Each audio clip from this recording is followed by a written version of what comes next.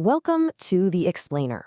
We're literally skipping the usual warm-up today because honestly, we need to completely rethink a massive assumption about human fitness. For years, the popular scientific narrative has been that humans were quote-unquote born to run. You know the story, we evolved to chase down prey on the savannah until they just collapsed from heat exhaustion. And yeah, that is absolutely true, but it misses a massive, glaring next step. Once you've actually run down that animal, how on earth do you get it back to camp? So let me ask you this. What exercise burns more fat than running, builds total body strength, and requires absolutely zero complex, hyper-optimized modern gym equipment? We live in a fitness culture that's just obsessed with metrics, right? Smartwatches, heart rate monitors, perfectly dialed-in routines under glaring fluorescent lights. But the answer here is shockingly simple. It's an exercise you can start right now, literally in the shoes you're wearing, using items you already own. Okay, let's dive into this. While looking into all this, I came across this absolutely incredible quote from Michael Easter. He's a university professor and researcher who has extensively studied human performance and evolution. As Easter points out, humans are the greatest animal ruckers in the entire world. Think about it. If you put a human against the greatest climbing primates, no way, we'd lose. If you pit us against a cheetah in a sprint, we lose, obviously. But humans are entirely unique in our biological ability to pick up a heavy load and carry it over a significantly far distance. Literally no other mammal can do this quite like we do. Let's wind the clock back a bit. Roughly 6 million years ago, climate change in the jungle basically forced our primate ancestors out of the trees. Finding fruit meant covering longer distances, which naturally favored walking on 2 feet. It was just way more efficient. And the exact moment we stood up on 2 feet, boom. We suddenly had free hands. We could carry tools, we could carry water from distant sources back to the village, and crucially, we could carry huge amounts of meat after a successful hunt. Fast forward to about 400 years ago, and German hunters actually coined the term rucksack for their heavy hunting packs. And today, we're seeing this massive resurgence in this fundamental human movement. We're essentially tapping right back into our evolutionary DNA. So what exactly is rucking? By definition, it's just the simple act of walking with weight in a backpack or weight vest. Now, I know the word rucking sounds incredibly military. And sure, marching with a heavy pack has been the fundamental training for soldiers for centuries. But Easter actually prefers the term walking with weight, just to completely demilitarize it, making it much more accessible. Actually, looking back at history, it's pretty amazing to realize this movement was largely pioneered by mothers. Before the invention of carrying slings, moms just had to carry babies in their arms. Once women invented slings and packs to hold their kids, their hands were finally freed up to gather food, and human productivity absolutely exploded. And this brilliantly illustrates a fascinating debate in the fitness world: rucking versus running. For decades, running has been the absolute gold standard for cardio. But running is just that, primarily cardio. And it subjects your body to incredibly high impact forces. We're talking sometimes up to 12 times your body weight with every single step you land. Rucking, on the other hand, is a 2-for-1 deal. It uniquely blends endurance and strength training. You're getting your heart rate up, sure, but you're also actively building muscle to support the load you're carrying, all while keeping the impact significantly lower, closer to just 3 times your body weight. Which brings us to a staggering number. According to the research Easter cites, between 20% and 79% of runners get injured every single year. That is a massive injury rate. By contrast, the injury rate for walking, or walking with a reasonable amount of weight, hovers just slightly above 1%. I mean, if you're tired of blowing out your knees or dealing with constant shin splints, this is a total game changer. The physical superpowers of carrying weight are honestly amazing.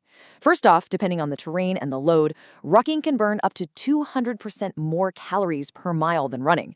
200%. Next, it promotes a very unique kind of fat loss. Easter highlights this study of Alaskan backcountry hunters who hiked heavy packs over rough terrain for 10 days. They lost an average of 10 pounds, but uniquely, all the weight loss was fat. They actually retained or even slightly built muscle because the body recognizes, hey, I need this muscle to carry this heavy load. It also builds incredible bone density without that jarring impact of running, helping you achieve this really capable, functional level of super medium fitness. And, as a really fascinating bonus, carrying infants in a pack actively enhances their brain development and social skills, simply because they're experiencing the world right alongside you. Section 2. The cognitive edge. Navigating nature. Now, what's really interesting here is the connection between physical movement and brain health. When you're outside, especially in new environments or on a dynamic trail, you have to navigate. You're constantly figuring out foot placement, assessing the terrain, orienting yourself. This really taxes your spatial navigation, which is absolutely amazing for your brain health. In fact, a UK study looking at 400 different jobs found that cab drivers and ambulance drivers had the lowest rates of Alzheimer's and dementia. Why? Because their brains were constantly engaged in complex navigation. Plus, when you do this on dynamic, uneven trails, a University of Michigan study found you burn 28% more calories than just walking on a flat surface.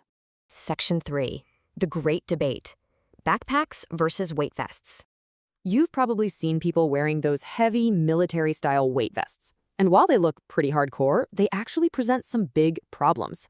Vests place heavy steel plates right over your rib cage, which severely constricts your chest cavity and makes it so much harder to breathe. Furthermore, physical therapists like Kelly Starrett have noticed that when you get tired in a heavy vest, it literally ruins your posture, pulling your torso down into a slump. A backpack, however, is way more efficient. It leaves your chest completely open for optimal breathing. And here's a totally fascinating anatomical quirk. When you put weight on your back muscles actually relax a bit, and your abdominal core muscles fire up to support and balance the load. It's basically a built-in core workout. Section 4. How to get started. It turns out getting started is incredibly simple. It really comes down to 3 basic steps. Step 1, just grab a standard everyday backpack from your closet. Step 2, load it with roughly 10% of your body weight. So if you weigh 150 pounds, throw in 15 pounds of books or even wrapped up household items. Step 3, go outside and go for a walk at your normal pace. Seriously, don't overcomplicate it, and definitely don't start with 50 pounds like some special forces soldier. Ease into it and just let your body adapt. So the crucial point here is your footwear. Do not attempt this barefoot or in minimalist shoes, at least not for first. A military study actually divided cadets into 2 groups, one wearing standard, supportive running shoes, and the other wearing minimalist shoes. The group in minimalist shoes had a significantly higher injury rate when marching with weight. Your feet are doing a whole lot of extra work under load, so make sure you give them the support and stability they need. I came across this anecdote from Michael Easter, and it is absolutely brilliant. He shared a story about a group of ladies in their 70s who formed a neighborhood walking group. After learning about the benefits of carrying weight, they all threw on standard backpacks, hit the pavement, and actually named themselves the Mother Ruckers.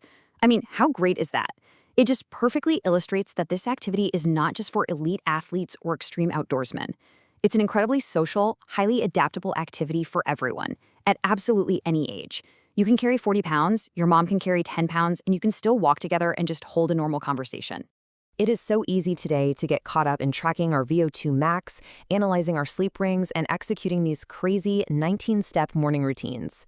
But let me ask you, are you truly optimizing your health, or are you just outsourcing your resilience to a smartwatch? Sometimes the absolute best thing you can do is leave the devices at home, strap something heavy to your back, step out into an unpredictable environment, and just navigate. Give it a try this week. Let me know how it goes. Thanks so much for joining me for this explainer, and I'll catch you on the next one.